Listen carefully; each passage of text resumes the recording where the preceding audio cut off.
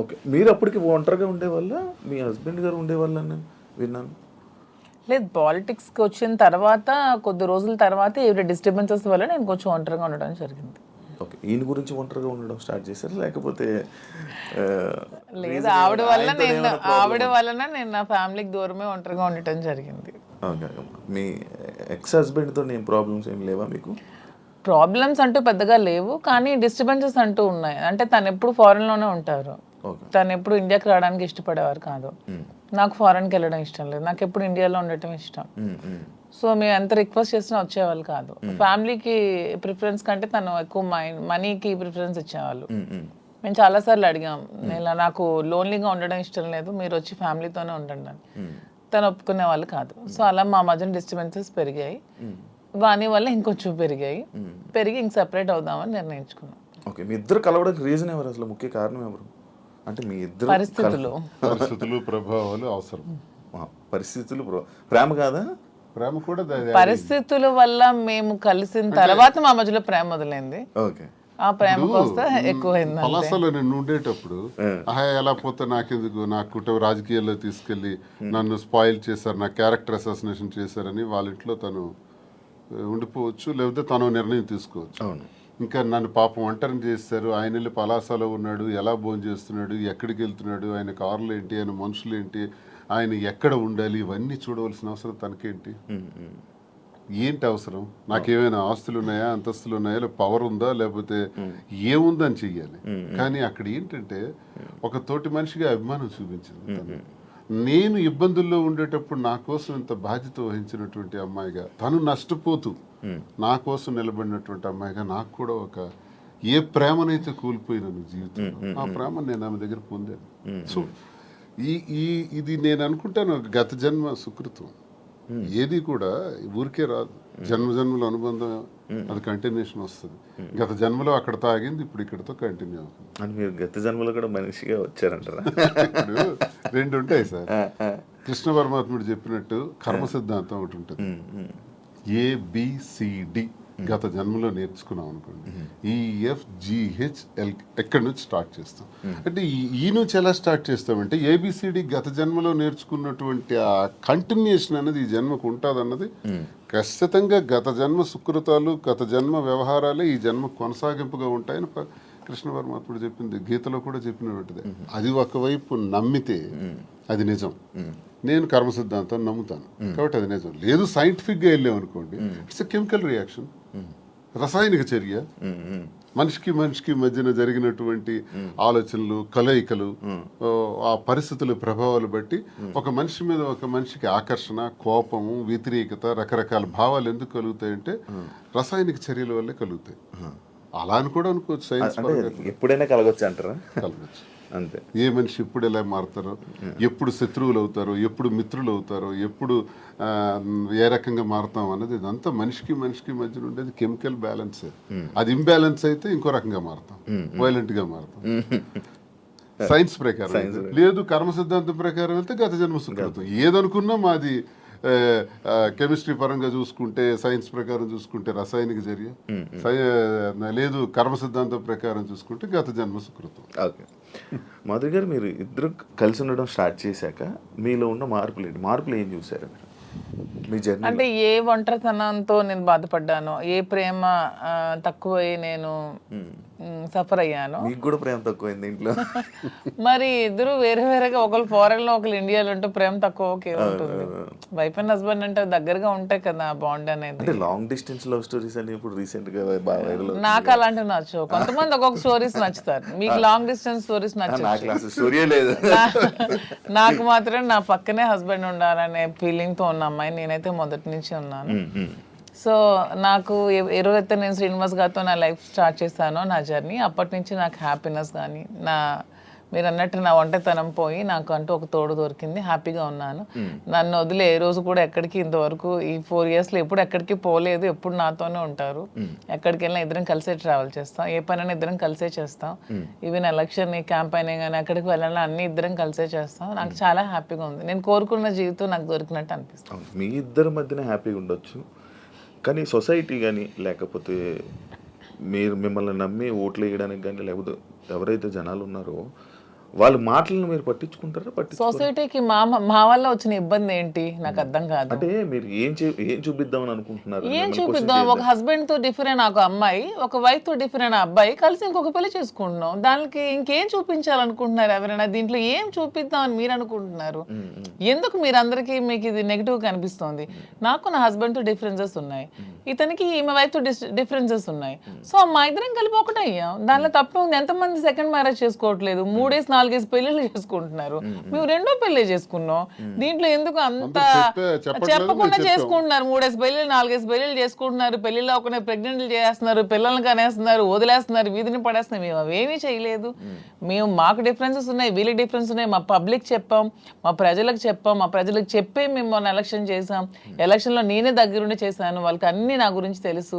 మా ఇద్దరిని దగ్గరుండి చేసాం. మా పిల్లల్ని చూసుకున్నాం, వీళ్ళ పిల్లలు పెళ్లి చేస్తారు, వీళ్ళ పిల్లలు సెటిల్మెంట్లు చదివించుకున్నాం. మేము గాలికి వదిలేదు కుటుంబాలకి. వీళ్ళ కుటుంబానికి ఆస్తి మొత్తం ఇచ్చేస్తున్నాడు, రోడ్డు మీదకి వచ్చారు.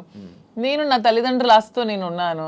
నేను హస్బెండ్ నుంచి ఇంతవరకు నేను 1 రూపాయి కూడా నేను తీసుకోలేదు ఇంతవరకు. నేను నా పిల్లలు కానీ నాకు కానీ నా పేరెంట్స్ నాకు ఏమైతే నాకు ఆస్తి నాకు వచ్చిందో ఆ యాన్సిస్ట్రల్ ప్రాపర్టీస్ మాత్రమే నేను నాకుతో పెట్టుకున్నాను. మీ ఎవరికి మేము ఏ బాధ పట్టుకున్నా, ఎవరికి ఎందుకు మేమేం దీనివల్ల ఎవరై సఫర్ అయ్యేది ఏముంది? తిరిగి పైగా మా కార్యకర్తలు, మా ప్రజలు మీరు వచ్చి మైక్ పెట్టండి, చాలా చాలా హ్యాపీగా ఉన్నారు. ఎందుకంటే శ్రీనివాస్ గారి ఇంటికి వెళ్ళినప్పుడు ఏదైతే వాళ్ళకి లోటు ఉండేదో, అంటే వాణి సరిగ్గా చూసుకునేది కాదు, ఈవెన్ మంచినీళ్ళు కూడా ఇచ్చేది కాదు. హస్బెండ్కే చూడదు ఆమె, ప్రజలకి ఏం చూస్తుంది? ఇప్పుడు అదేమీ లేదు. నేను ప్రతి ఒక్క కార్యకర్తకి బాగా చూసుకుంటానని వాళ్ళకి నమ్మకం కలిగి నా దగ్గర రావడం స్టార్ట్ చేశారు. నాతో ట్రావెల్ చేస్తున్నారు, నన్ను అభిమానిస్తున్నారు, ఆదరిస్తున్నారు, నన్ను అమ్మలాగా చూసుకుంటున్నారు అందరూ కూడా. ఇప్పుడు 22లో ఈ గొడవ స్టార్ట్ అయింది. 24లో నేను ఎమ్మెల్యే పోటీ చేశాను. నా మీద పోటీ చేసి గెలిచినటువంటి అచ్చెన్నాయుడు రాష్ట్ర తెలుగుదేశం పార్టీ అధ్యక్షుడు ఎన్నికల ముందు ఏం చెప్పాడు? రాష్ట్రంలో హైయెస్ట్ మెజారిటీ నాదే, అబౌట్ 70,000 ఓట్స్ అన్నాడు. నిజానికి కూటమి ప్రభుత్వంలో ఎవడు నామినేషన్ వేసినా 40,000, 50,000, 60,000తో గెలిచారు. మా జిల్లాలోనే 4 ఎమ్మెల్యేలు కొత్తోళ్ళు, మొక్కం తెలియనోళ్ళు కూడా, ధర్మాన ప్రసాద్ లాంటి వ్యక్తి మీద కూడా 3 రోజుల ముందు వచ్చి నామినేషన్ వేసి 54,000 మెజార్టీతో గెలిచాడు. మరి అచ్చెన్నాయుడు ఎంతతో గెలవాలి? కనీసం 70తో గెలవాలి కదా. 30, నా 73,000 ఓట్లు. ఇవన్నీ తెలిసి ప్రజలు నాకెందుకు ఇంకా నైతికంగా బలంగానే ఉంచారు. నైతికంగా అచ్చెన్నాయుడు ఓడిపోయినట్టే. కిందోళ్ళందరికి ఒక్క 15 రోజుల ముందు వచ్చిన వాళ్ళందరికి కూడా 40,000, 50,000 మెజారిటీలు వచ్చి నీకేం 30,000? అంటే ప్రజలే 1,000 వ్యతిరేకించుంటే అచ్చెన్నాయుడికి 70,000 రావాలి కదా. ఇంత వేవ్లో కూడా అచ్చెన్నాయుడు అతి తక్కువ ఓట్ల తేడాతో గెలిచాడు కదా. సో నేను గతసారి ఎంపీకి పోయినా 3,100 తేడా నాది. వాళ్ళకి మాకు ఎప్పుడు వెరీ లెస్ మార్జిన్, 3,000, 3,500. సో ప్రజలు బుద్ధి చెప్పాలంటే ఓట్లతోనే చెప్పేవాళ్ళు కదా. వీడు ఇలాంటి వాడు సంఘ వ్యతిరేకమైన పని చేసాడు, కొట్టండి అనుకుంటే నాకు 20-30,000 ఓట్లకి తగ్గి కుదించేసి ఆయనకు 1,00,000 మెజారిటీ ఇవ్వచ్చు. అది జరగల ఇంత వేవ్లో కూడా. అదే మాకు ప్రజల్లో. అయినా పర్సనల్ లైఫ్ ని ప్రైవేట్ లైఫ్ కి ఏంటి సంబంధం అండి? ఇది మా ఫ్యామిలీస్ మధ్యలో ఉన్న డిస్టర్బెన్సెస్ తో మేము ఒకటే. పర్సనల్ లైఫ్ ప్రైవేట్ రహస్యంగా ఉంటూ అబద్ధాలు ఎవడైతే ఆడతాడో వాడు దొంగ. పర్సనల్ లైఫ్ ను ఓపెన్ గా తెరచిన పుస్తకంలో జనం ముందు చెప్పేస్తే దొంగలు ఎలా అవుతాము? వాస్తవం చెప్పిన వాళ్ళు అవుతాం. ప్రజలే గుర్తించారు, ప్రజలే గౌరవిస్తున్నారు. ఈ రోజు మాకున్న గౌరవం పెరిగింది సమాజంలో. ప్రతి ఒక్కళ్ళు ఎక్కడ చూసినా సార్ ఒక సెల్ఫీ అంటారు. కార్లను ఓవర్టేక్ చేసుకుని స్పీడ్గా వచ్చి ఫోటో కావాలని అడుగుతున్నారు. డాక్టర్స్, ఇంజనీర్లు, పెద్ద పెద్ద ఎంప్లాయీస్, ఉన్నత స్థాయి వాళ్ళు, పోలీస్ ఆఫీసర్స్, పెద్ద పెద్దోళ్ళు కూడా. ఒక పెద్ద ఆఫీసర్ అయితే మొన్న చేయి తీసుకొని గుండె మీదలో పెట్టుకొని పెద్దగా ఊపిరి తీసాడు. ఏం సార్ ఏంటి అంత ఎమోషన్ అవుతున్నారు? ఏంటంటే మీరంటే నాకు ఇష్టం సార్. ఆయన ఏం అర్థం చేసుకున్నారు? పెద్ద ఆఫీసర్, ఇంకా చాలా మంది పేర్లు చెప్పకూడదు. వాళ్ళు ఏం అర్థం చేసుకున్నారు? ప్రతి ఒక్క జీవితంలో కూడా కథ ఉంది. ఆ కథ చాలా మంది చెప్పలేక భరిస్తున్నారు. మేము చెప్తాం. ఇప్పుడు మీరు ఇన్స్పిరేషన్ అంటారు, చాలా మందికి ఇన్స్పిరేషన్. ఆవేశం ఎలా వస్తుంది? వాళ్ళ కళ్ళల్లో ఆర్ద్రత ఎలా వచ్చింది? ఆ సంతోషం ఎలా వచ్చింది? 1,600 ఉన్నటువంటి యూట్యూబ్ మా ఫాలోవర్స్ ఈ రోజు 1,00,000 దాటారు. 1,45,00,000 వ్యూవర్షిప్ ఎలా వచ్చింది? ఇదంతా ఎక్కడి నుంచి వచ్చింది? అభిమానంతో వస్తుంది. అభిమానమా కాంట్రవర్సీ అంటారు? కాంట్రవర్సీ ఎందుకు రావాలంత ఫాలో అప్ ఎందుకు చేయాలి? న్యూస్ కదా, లేటెస్ట్ న్యూస్ కదా, లేటెస్ట్ రెండు ఉంటాయి, రెండు ఉంటాయి, ప్రతి ఒక్కరికి రెండు ఉంటాయండి. ఎవరికైనా సినిమాకి రెండు కోణాలు ఉంటాయి. ఏ మనిషికైనా సరే విమర్శలు ఉంటాయి, పొగడ్తలు ఉంటాయి, రెండు ఉంటాయి. అవన్నీ బ్యాలెన్స్ చేసుకొని వెళ్తేనే జీవితం. రావణుణ్ణి మెచ్చింది ప్రజలే, రాముణ్ణి మెచ్చింది ప్రజలే, రెండు ప్రజలే. మీకు రావణుడు ఇష్టం ఉండొచ్చు, నాకు రావణాసుడు అంటే ఇష్టం. ఎవరి లైఫ్ స్టైల్ వాళ్ళది. నాకు రావణాసుడు హీరో, నేను హీరోగా చూస్తాను. సార్కి రాముడు అంటే హీరో. అది ఎవరి ఇష్టం వాళ్ళది. ఎవరు ఆయన ఎలా చూస్తున్నారు? రావడం అనుకుంటున్నారు, రావణాసుడు అనుకుంటారు. నేను డిఎస్ఏ అనుకున్నాను. డిఎస్కి ఒక బ్రాండ్ ఉంది, దువ్వాడ శ్రీనివాస్ అంటే ఒక బ్రాండ్. ఎవరితో కంపేర్ చేయను, ఈ స్పెషల్ అంటే. సార్ మీ బిజినెస్లు అన్నీ వదిలేసారా? వదిలేదు, అన్ని లాగేసుకున్నారు. మేమేం బిజినెస్ వదిలేదు. మైన్స్ నాది 25 years నుంచి మైన్స్ కంపెనీ. ఎప్పుడు మైన్స్ ప్రపంచ స్థాయిలో కూడా ఐకాన్ బ్రౌన్ గ్రానైట్ ఓనర్ గా మంచి పేరు ప్రఖ్యాతులు సంపాదించాం. మైన్స్ లో బాగా పీక్స్ కి వెళ్ళాను. ఈ గవర్నమెంట్స్ లో గవర్నమెంట్ ఉంటే ఒకలాగా, లేకపోతే రిజల్ట్ రోజు ఈవినింగ్ లాగేసుకున్నాను. 4వ తారీఖు ఎన్నికల ఫలితాలు వచ్చాయంటే ఆ సాయంత్రం కల్లా నా మైన్ ఒక్కసారి కొట్టి పంపించేశారు. ఈ రోజు వరకు పర్మిట్స్ ఇవ్వట్లా. 61 కోట్లు లాస్ సడన్ గా గవర్నమెంట్ రావటం వల్ల, కూటమి ప్రభుత్వంలో అచ్చెన్నాయుడు వీళ్ళు టార్గెట్ పెట్టారు. సరే ఇవన్నీ చేస్తుంటారు వాళ్ళు, భరిస్తుంది. శ్రీను గారు అంత మైనింగ్ కంపెనీలు అలాంటి పెద్ద పెద్ద బిజినెస్లు చేసిన మీరు రీసెంట్గా చీరలు బిజినెస్లోకి తీసుకొచ్చేసారని చెప్పి కామెంట్స్ తీసుకొచ్చి కామెంట్స్. దానికి బిజినెస్, సారీస్ బిజినెస్ కాదా? ఏదైనా బిజినెస్ ఏనండి, దానిలో కామెంట్ చేయడానికి ఏముంది? ఇప్పుడు శ్రీనివాస్ గారు ఎప్పుడు మైన్స్ బిజినెస్, తను ఫస్ట్ నుంచి కూడా. పర్లాకిముడిలో వరల్డ్ ఫేమస్ మెటీరియల్ తను అక్కడ ఉంది. పర్లాకిముడిలో తను క్వారీ చేశారు. ఆ క్వారీని కూడా ఇలా లిటిగేషన్స్ పెట్టి కేసులు పెట్టేసి ఇతను ఓడిపోగానే వాళ్ళ పార్టీ రాగానే టీడీపీ హయాంలో క్లోజ్ చేసేసారు. దాన్ని నిలదక్కుని పాపం మళ్ళీ కొత్తగా టెక్కల్లో స్టార్ట్ చేశారు. దాన్ని కూడా మొన్న రిజల్ట్ రోజు ఈవినింగే మొత్తం కూల్ చేశారు. పోర్టులో కాంట్రాక్ట్స్ వర్క్స్ చేశాం మేమిద్దరం, దాన్ని ఆపేశారు. సో ఇంకేం చేయాలి? నాకు ముందు నుంచి కూడా ఈ శారీస్ విషయంలో నాకు ఒక ప్యాషన్ ఉంది. నాకు ఒక ఫ్యాషన్ మీద ఒక ప్యాషన్తో, ఇంట్రెస్ట్తో నాకు ఈ శారీస్ స్టోర్ పెట్టాలని ఎప్పటి నుంచో ఆలోచన ఉంది.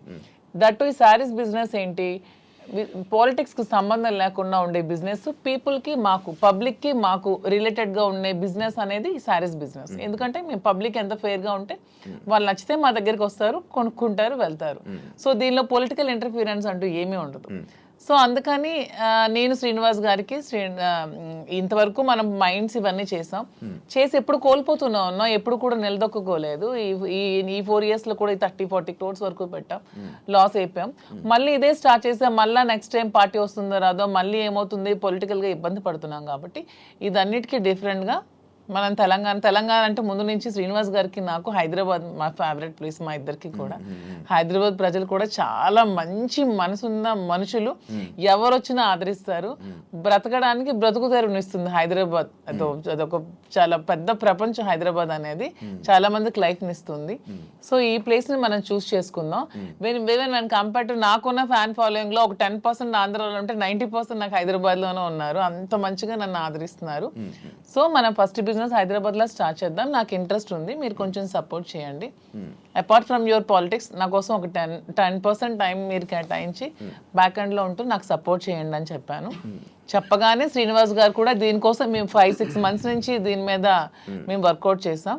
కొన్ని షాప్స్కి తిరిగాం. వీవర్స్ ప్రైస్ కంటే కూడా వీళ్ళు ఎక్కువ ప్రైస్కి అమ్ముతున్నారు షాప్స్, రిటైలర్స్.